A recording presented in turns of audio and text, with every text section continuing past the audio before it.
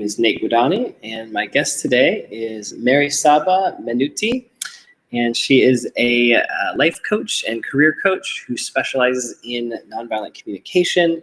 She helps people navigate career transitions and helping improve their communication. Thank you so much for joining today, Mary Saba. Hello, thank you for having me. Yeah, I'm excited to talk with you. And you have a very unique perspective. We were talking earlier just about your background, and I understand you're born in a small village in Italy, and you now live in Portugal, and you speak 4 languages, and we were going to add a 5th language of nonviolent communication, and that really fascinates me because I know that for people learning NVC, they often say it's like learning a new language. It's a new way of communicating, of interpreting, right? And so I'm curious, first of all, just perhaps how your experience with learning languages has connected to the way that you've learned NVC. Has that connected at all for you? That's interesting because actually I never thought about that. But in my ideal world, they would connect because I could express like things in one language, because there are words that works like for example very well in English, other works that works very well like in Portuguese or Italian. So actually in my ideal world, and NVC could also be a mix of all these languages, because there are right words in my head that I could actually pick from one language and others from other languages. So I never thought about it, but actually this is interesting because the NVC is like another language, because like we're not used to speak NVC, and that's something that we have to learn to do it, and we have to use specific words to express what we feel and what we need. So actually it's like learning another language, because sometimes we don't even know what we need or what we feel. That's a really interesting point, right? Like I was thinking about, how English, we borrow a lot of words from different languages, like umami is a certain, Japanese word for a type of flavor, or ikigai is like your, sense of life purpose. And that is interesting. I would love to know if, like, those kinds of words from different cultures, that connect to the NVC style. Like, I know there's a company called Grok, and Grok is a word that came from Strangers in a Strange Land, a sci-fi novel where these Martians use this word to describe being fully understood by another person, is to grok somebody. And I was like, there you go. Like, we don't have a word for that in English, it's like more than empathy and so forth. So I thought that was exciting to think of, this NVC is a language of life, and it's a living language, and things are kind of evolving and growing. But I'd love to know also, how did you discover NVC? What, brought you, where did you first kind of discover it, and what struck you about it that made you want to continue learning and now teach this work? Actually, NVC arrived a little bit out of the blue, because I read just a lot of books about personal development. So I was looking for the best books about self-development, and I found this book about NVC. I just bought it, and I wasn't really expecting like anything from it. And then I started to read it, and I was like, oh my God, this is going to change my life. And actually it changed my life, because just the insight that the book brings, and you realize how much like you actually have spoken like on your life in let's say in the wrong way. And you realize how much is important to communicate in a better way. So it actually is just arrived into my life like out of the blue, but but it was very helpful, because I was studying coaching at the same time. So it more or less arrived at the same period. At the moment I was looking for, I think, for a coaching course, that's what I was reading the book. So I was like, oh, but this actually can be very interesting to implement into the coaching session. And then little by little, this has just become what I want to do. It's like working on nonviolent communication through my coaching. Wow.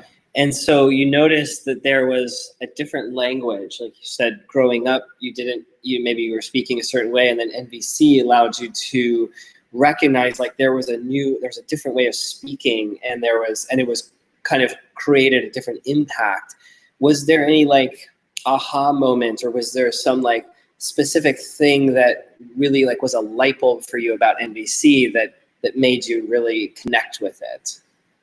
Yeah, something, I can remember something that happened like in my life. And it was not just about the way of communicating, but a really Mm, a self-growing process. So I remember there's something happened in my life where I was quite judgmental about the person's behavior. And mm, then thanks to MVC, I just realized that if I would just focus on my feelings instead mm, of focusing on blaming the person, yeah. I could actually experience that in a completely different way. So that's what I started to do, because actually I've started to look into my feelings, and I was like, okay, so that's actually what I'm feeling in this situation. So I should take care of that instead of blaming the person, because I realized that blaming the person, it was just I was just feeling worse. And Mm, actually, this is not just about communicating with others, but it's communicating with myself, because what mm, also NBC teaches, it's like, okay, you observe a situation, but then you understand what you're feeling. And so what I've done in the moment was like, okay, so what I'm actually feeling here and what I need. And that was mm, really uh, yeah. a turning point for me, because when I realized what I was feeling, I felt so empowered. So all the Mm, insecurity that I was actually experiencing because I was blaming the person, it just left me little by little, because I focused on the emotions. I felt so empowered by that. And I was like, okay, I need to take care of this. And I also need to express this. So that was great. mm. Yeah. And Wow. it was first of all communication with myself more Yeah. than with other people. That's a really powerful point, right? Because I think sometimes people pick up a book on NVC or they learn about it and they immediately go and they try it out in a conversation. Hey, when I observed this, I was feeling this because I'm needing this. Would you be willing to do that?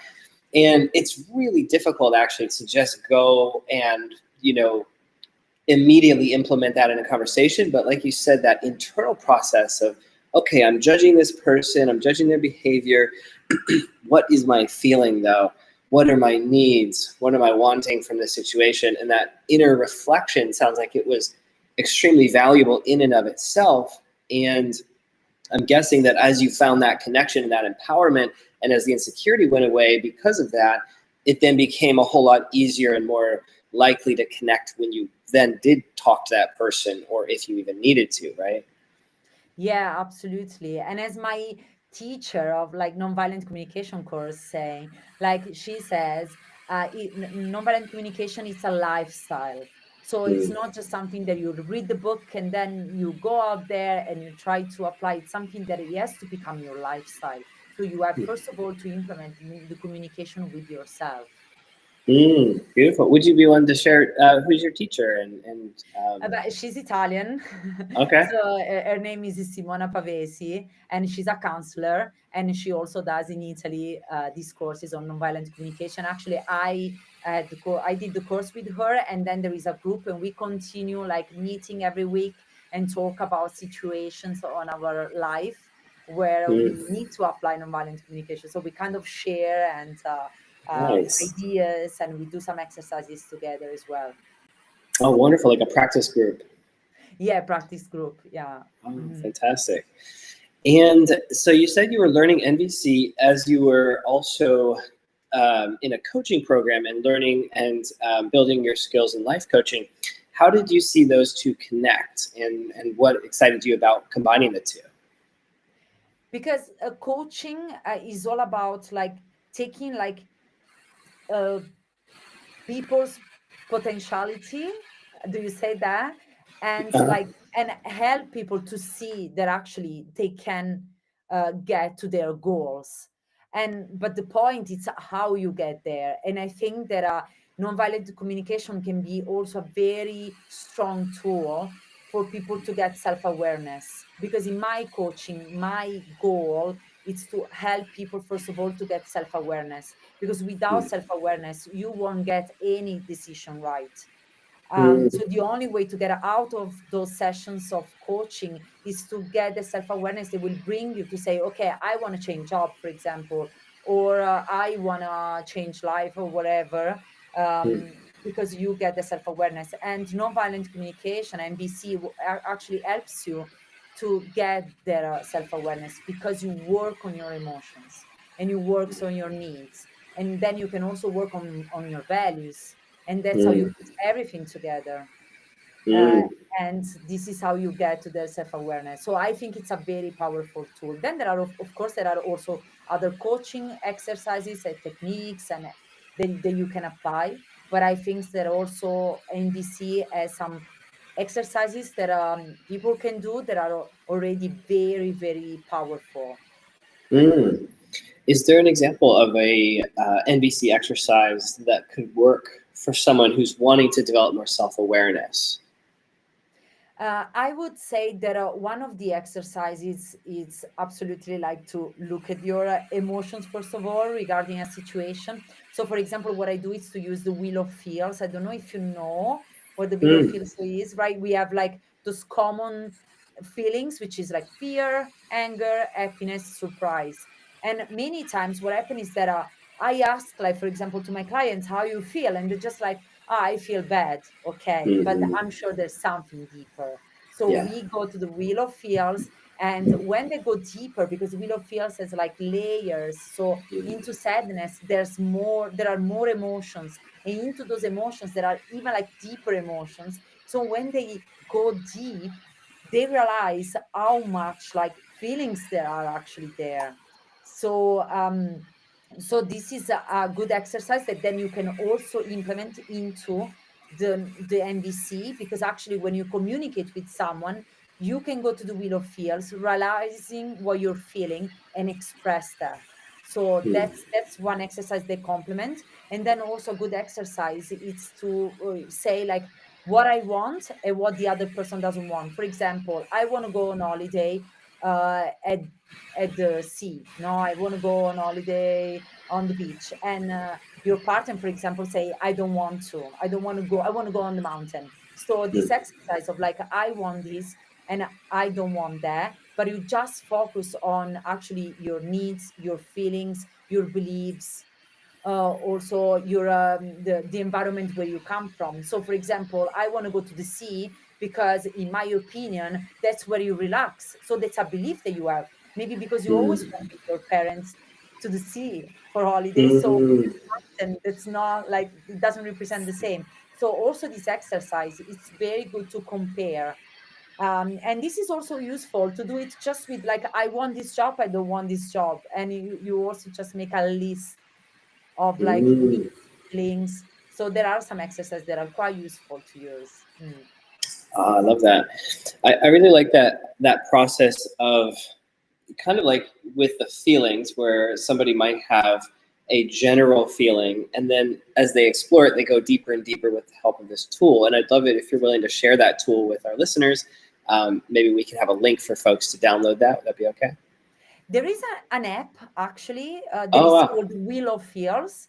Wheel So of I Feels. actually have Okay. it on my phone. So sometimes when, for example, I'm sad or I have a conflict with someone and I'm so confused, I just go there and it's a kind of like agenda. So you can just like pick your feelings and then write also like a small note of what you're feeling. So it's very simple app that you can just follow. Mm. Wheel of Oh, that's Feels. fantastic. Okay, thank you for that. Very, very powerful. I really advise it. Yeah, that sounds like a great tool. And like you said, in the middle of a conflict or a disagreement, I think that's a really powerful process to frame things differently, right? Because I think often when there's a conflict or disagreement, there's this feeling of, okay, either I'm going to win and they're going to lose, or they're going to win and I'm going to lose, or we're going Right. to compromise and we're both going to be kind of unhappy. And my understanding of MVC is like, we can break out of that paradigm where if we can connect to what matters to each person, like you said in that tool of, okay, the beach reminds me of vacation. It makes me feel relaxed. I enjoy, the spaciousness and the sense of warmth on my toes in the sand. And then your partner says, well, I like the mountains because I'm looking for a sense of adventure right now and I need some excitement. Now those needs are all kind of out on the table. We've kind of shown our hand, we put our cards down, and generally, I think that's the magic of MVC. What Marshall Rosenberg, the founder of MVC, says: once all the needs are on the table, the solutions come running to you, right? And our creativity comes up, and we start to come up with brilliant solutions, rather than just trying to find some sort of compromise. Yeah, exactly. Because actually, you were saying about like winning the conflict, and actually, Yeah. like in the working conflict management, what happened is that there are like three kind of solutions of Mm. conflicts, and one is win lose. So that's what you were saying. Like I want to win, and you're gonna Yeah. lose. So Yeah. if you start a conflict like that, of course there is going to be no real resolution, because what you want to Mhm. do is just to win. So you Yeah. won't listen, for example, you won't have any empathy. You will try to control the situation because you Mm. want to win that.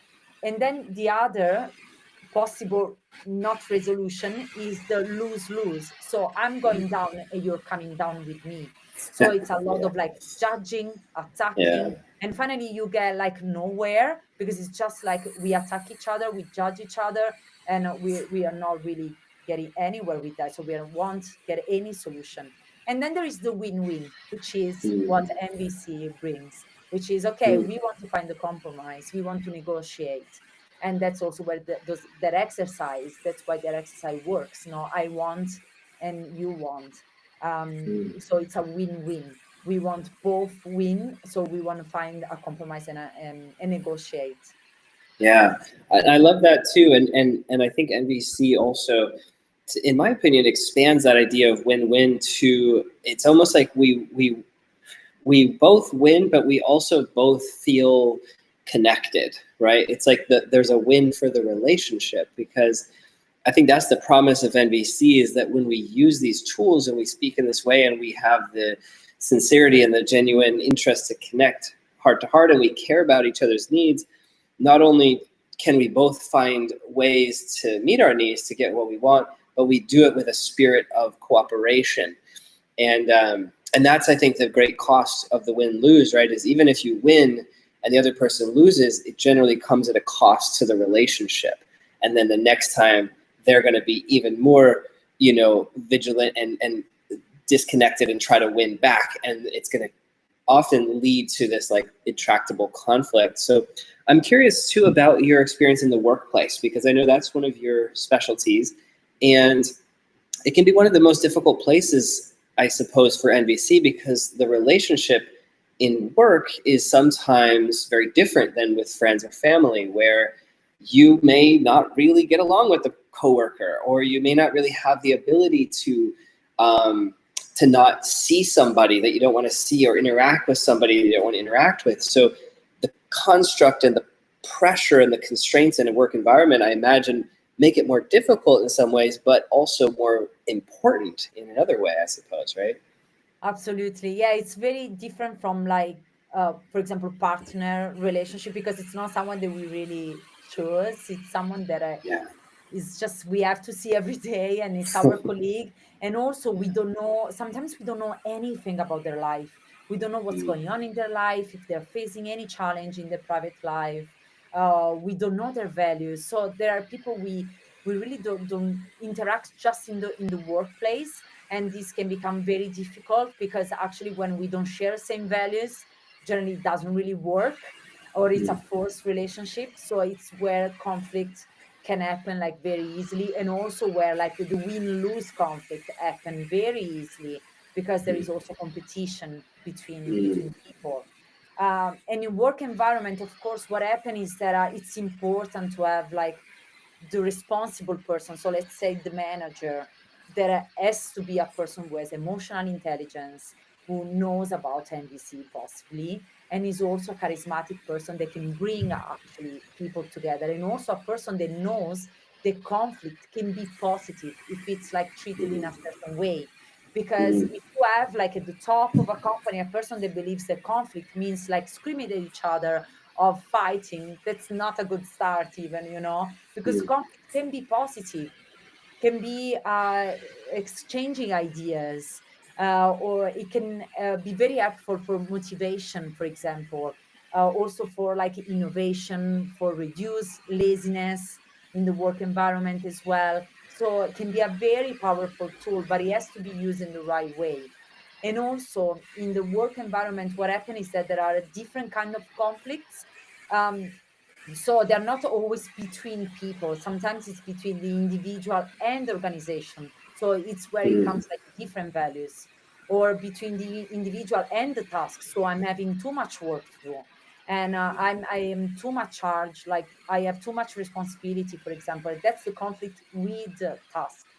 Or like, for example, the conflict with a group, because there is a group of people who like really believe in something, we want to go ahead with this idea, and you feel an outsider. So there are so many different dynamics they create. So there's someone that has to put these people together. So there it's very important, the role of the people who are at the top, at the head Mm. of the Mm. company.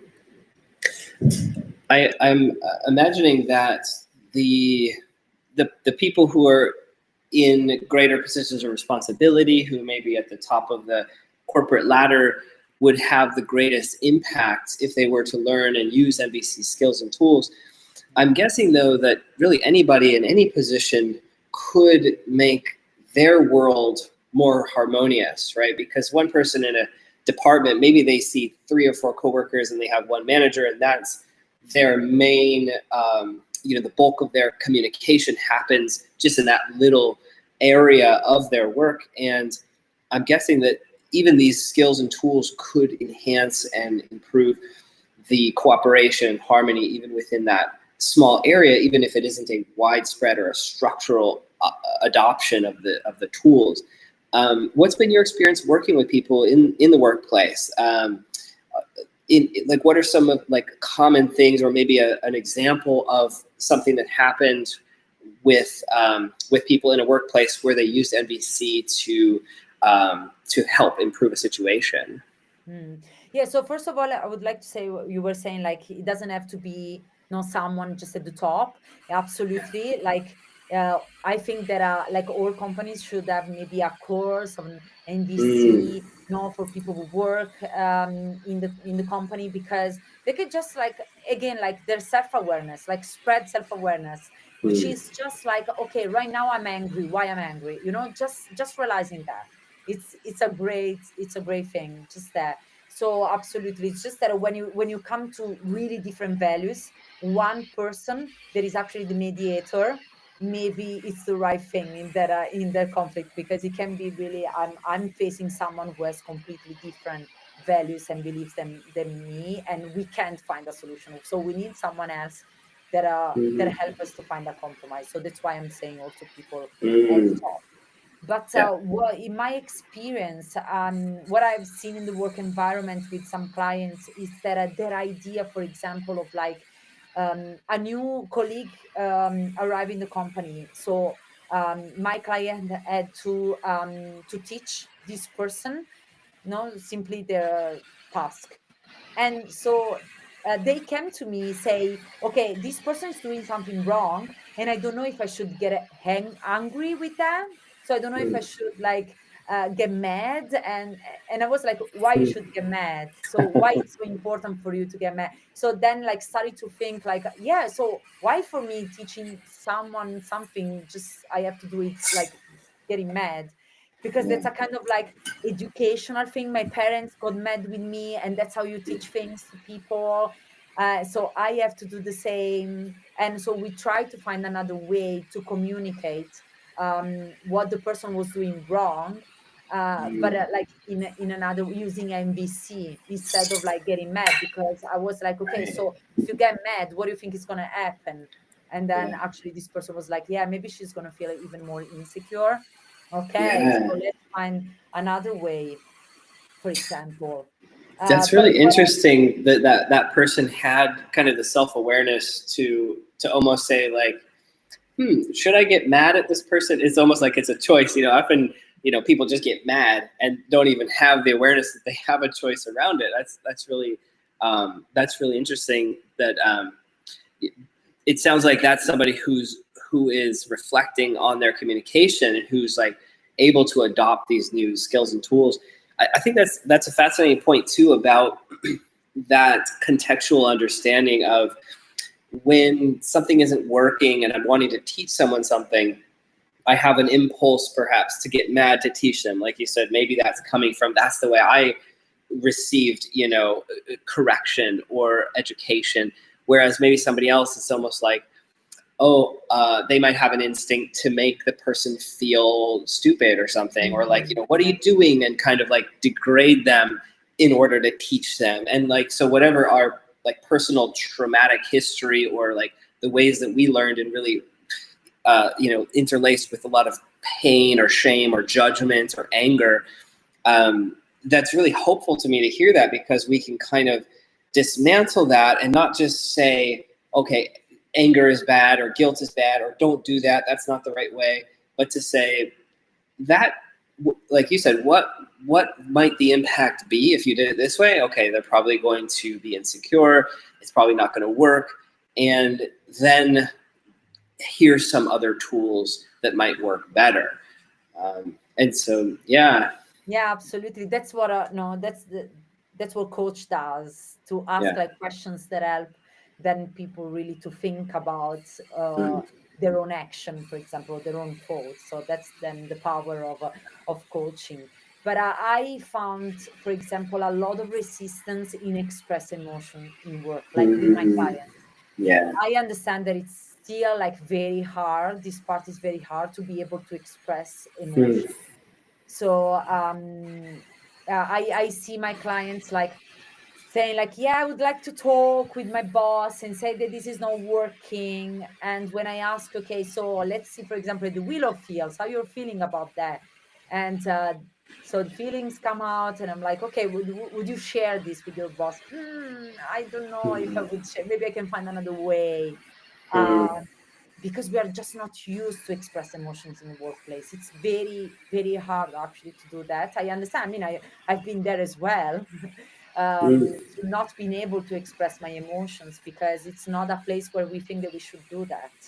So there's a lot of resistance. Yeah, I can see that. And I'm thinking that there may be almost two layers to it, right? Because on one hand, like in a work environment, it may not be appropriate to have like an emotional outburst, to, like you said, yell and scream or cry or, have a really personal expression of emotion. And I wonder if that's part of the resistance is when we're expressing a feeling, I wonder if it's like, if that feeling is so strong that it's kind of coming through in the communication, as opposed to being able to articulate a feeling, like, talking to the boss, like, when this new policy was implemented, I felt really worried. I felt really nervous about it because I'm really scared that this is going to take away the contribution that I'm doing for this part of the company. Whereas in that sense, I wonder if there's a difference between just articulating our feelings and the expression of the feeling itself. I suppose that's where the art, that there's no right or wrong answer, but I'm wondering, in your perspective, is that a way to bridge it, is to get clear about being able to articulate the feelings, not necessarily when the feelings are super active, if that makes sense? Absolutely. Yeah, I agree with you. Like, it's be able to articulate. Yeah. And also, you don't have to go so deep, like I'm scared because I have a trauma relating to my childhood or whatever. Yeah. Yeah, absolutely. Yeah. You don't have to go there. So for example, your example is very good. So you're not sharing anything really personal there. You're just saying, I feel that my role is gonna change and I don't know which direction is gonna take. So maybe we just need a meeting to understand how my role is gonna change. For example. So it's just expressing that instead of accepting, but then the frustration grows and grows and grows, which then it brings to anger, because what you're saying about all this emotion coming out, sometimes it's like that anger that we have like inside us, and it just grows, and maybe it's not like an anger coming from now or coming from yesterday, as Yes. been built during time. And Right. generally what is always advised to do, in that moment of like emotional moment, it's to take a breath, or just like even like saying, okay, I'm gonna take a coffee and I'll come back. I just need to think about it, okay, and Hmm. I'll come back. Also, know then to be able to respect people spaces. So Yeah. hopefully you're gonna get like, okay, just go for a coffee and come back. And then to be again like enough self-aware to realize that you were getting angry and you were expressing probably something in the wrong way, because you were getting out like maybe even judgment. Because what it happens when anger comes is that you start with the subject. So for example, the example that you were bringing, okay, this is this policy, and then what happens is that the policies, nobody cares about policy after Mm. 2 minutes, but it becomes a judgment of the person, because you boss, you don't understand, Mm. you're doing Mm. things wrong. And then where the Yeah. conflict explodes, because we are moving from the subject to the person, and that's where Yeah. really the conflict starts. So before getting there, before getting to the Mm. blaming, you take a coffee, you realize that that's where you're going, and you think like, okay, what I'm really worried about, what is really wrong for me. And okay, so I'm scared of this. Okay, so I'm gonna go back, and I Yeah. don't care if how is this person. What I care, it's about this policy that we have to solve, about my role. That's really huge, right? Because those little red flags, like that ability to notice when judgment has consumed our mind, where it's like I'm starting, like at first, yeah, it's the policy, and then it's like a feeling, but then I'm noticing that I'm thinking that my boss is an idiot, or that this company doesn't care, like that's our trigger to say, oh, something's going on in me. And then, as you said, I love that process of self-reflection and saying, what does this mean? What are my feelings? What are my values? What are my needs? What's my request? Then we can come back and have a productive conversation. Because I, I know any place I've worked, I mean, I can't think of any time or any person that I've ever worked with where there hasn't been some of those conversations about, oh, why is this person doing it this way, or the company is doing things that way, but we don't express what we actually feel or what we need. And so generally it just becomes this endless cycle of complaining and pain and so forth. And so I'm guessing that is one of your suggestions. And it's like when you notice that judgment, that's the time to take a break and to process, get to what really matters. Then we can come back and engage with that person or that policy from a much more empowered place. Am I getting that? Yeah, absolutely, absolutely. Even because if you don't do that, probably what is going to happen is that probably there are a few situations that can happen, right? You can get angry and then you're going to explode, or you're going to implode. So you're going to probably Mm-hmm. just accept, and then actually you're going to go back home and you're going to get mad with your or kids, with your partner, because you're bringing the frustration at home as well, because you just implode everything and you Mm. stress. And also like then you feel weak, and then you're also angry against yourself, but you don't realize that because you're in the blaming. So you don't realize that actually probably you're mad at yourself because you were not able to say, no, sorry, this doesn't work for me, for Right. example. I Yeah. can imagine too that it could really hurt morale and just that spirit at the company where, if you start to foster resentment and you think, oh, the boss doesn't care about me, this company doesn't care about me, then it's like it starts to create this toxic relationship where, oh, I don't really feel like bringing my best ideas forward, and I don't really feel like going the extra mile. And I can imagine, as folks who are responsible for other, for a team or for, like you said, people higher up in the organization, these would be very valuable skills because you may not notice somebody kind of rotting from the inside with resentment and judgment because they don't have the skills to talk about it, and they may not have the willingness to bring it forward. And so it's kind of festering under the surface, and then they just quit or they create a problem. So I can imagine, the sooner people can build this into the culture, whether it comes from the employees up or from the management down, it could help both parties, right? Yeah, but also it doesn't mean that you have to constantly insist on something that doesn't work. So that where it comes then that conflict individual organization, where no matter what you're trying, that the organization just doesn't meet your values, so you don't have to insist. Like I have a lot of clients as well, like they come with like um, problems in their relationships, so with their partners, and many times they're like, okay, but he doesn't want to understand, or she doesn't listen, so it's unuseful, this MVC, because on the other side I get nothing.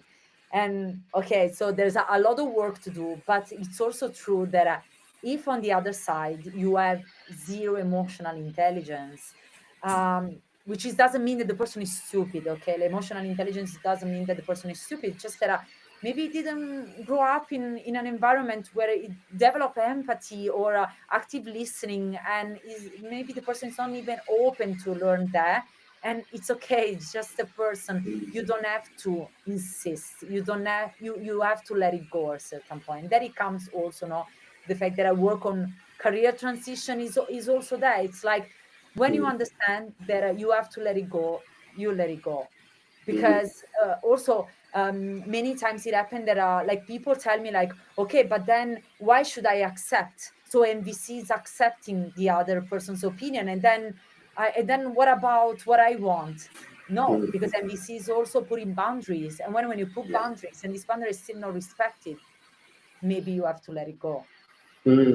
That's a really important point, because I think a lot of folks do come into MVC, whether it's in a work or a relationship, and there's generally some sort of conflict. Like a lot of times that's where this work comes to life. And that is an important aspect, that these tools can help fortify and connect. However, there is a certain point where it's like, okay, if it doesn't mean that MVC is going to change that person or change that company, and suddenly everybody does what you want. It just means that we bring our values forward and we see if they're a match. And I think that can be very difficult, but I imagine it's so important that there are moments where you say, I don't think this relationship is going to work, or I don't think this company is the right fit for me. And I'm not going to just spend all this energy trying to force this to work. Sometimes there needs to be a change. I imagine that's a pretty intense period if you're working with people that are in transition between relationships or careers. For somebody who's listening now, who's in that situation, who's maybe thinking about leaving a company, or they're in between jobs, or they're looking for work, what are some things that you tell them, or what are some ways that they can focus on what really matters in this period of time? So first of all, I would ask like, what motivates you to stay in this situation? No? Because what happened in like the career transition before deciding to do it, it's that you may spend a lot of time. They could be from 2 months to 10 years or 20 years to take the step. So my first question is like, what motivates you to stay where you are? So which are like the good points and the bad points that you want to stay there? Because like many times we are in an uncomfortable zone that we believe it's comfort, but actually it's very uncomfortable. It's like staying like in uncomfortable like bed, but you just find your feet. You just feel in a position. You're like, okay, in this position I can sleep, not very well, but I think I can stay here. And you just stay there maybe for years, and then at a certain point you realize that maybe you should change position. You're like, no, I don't want to change position now. I'm just going to stay in this one. I found it. It took me even years to find my position in this bed. I'm just going to stay in this one. So it happens a lot, but actually, no, just let's see what is bringing you to stay here. Because if it's just fear, or it's because you're like, I don't know what I mean, I've been working, imagine, in a bank for 10 years. I don't know what to do. And I don't know what I like. And it's just because, I mean, just, it's not really just, but it's because of that. So there are like fears. You can win those fears. So you don't stay, please, in an uncomfortable zone just because of fears. If you can change, you can find a way to actually understand what you like, because I'm sure there are things that you like behind that, and there are skills that you have that you don't even remember about that, but you have some skills, and you can use what you like to build a new life, and that's possible, even if you have worked for 20 years in the same company and you believe that there's nothing else you can do. So I really really believe in changing. Maybe because I changed like so many times. I lived in six countries. Mm. I changed a lot of jobs. So I did that. So I know how hard it is to change environment and work. I know how hard it is, but then when you change it and you do and you take the right decision, then you really feel good. And you're like, why I stayed so long there?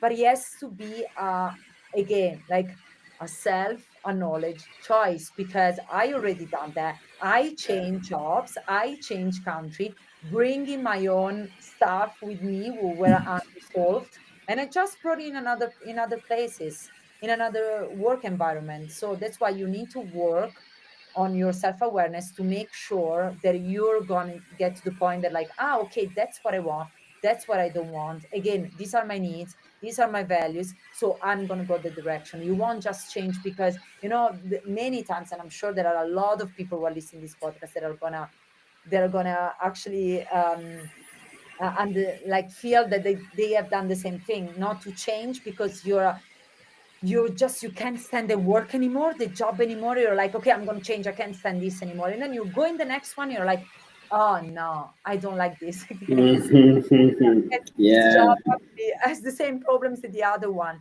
It's because probably you didn't realize what you actually need, so you just Mm. switch and you're always finding the wrong scenario, and this Mm. scenario for Yeah. you. Yeah.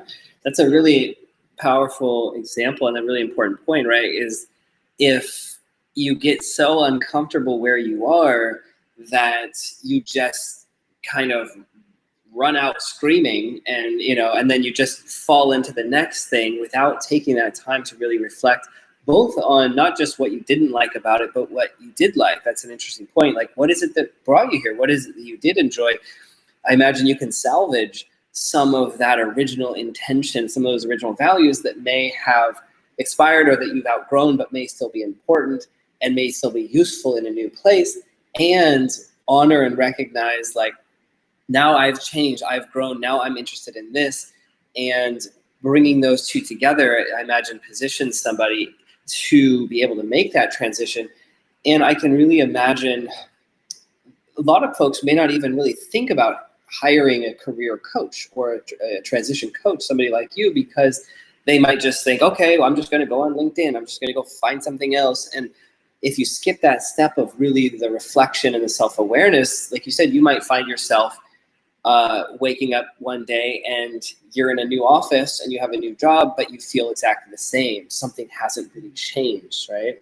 Yes, yeah, absolutely. This may happen, and I suppose it happened to people who are listening. It also happened to me before I started my self awareness journey. So I think there's something that happens a lot because the easiest thing is to just quit something. So this also happens with relationship. Like, oh, this person, Mm. I don't know, I don't like them. Okay, I'm gonna change, and then you realize that in the next relationship, they're still the same toxic or whatever happens, and then you're like, but why?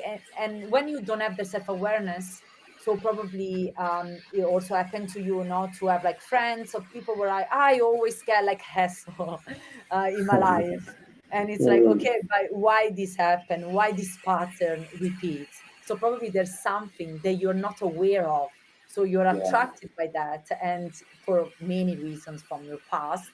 But you always look for that, because sometimes, like, also patterns, we are comfortable in the uncomfortable patterns. And I know this sounds like crazy, and Mm. why human beings it's like that, but it's just Mm. that habits, routine, patterns, it's just the brain, that's what knows, and that's what it's gonna look for.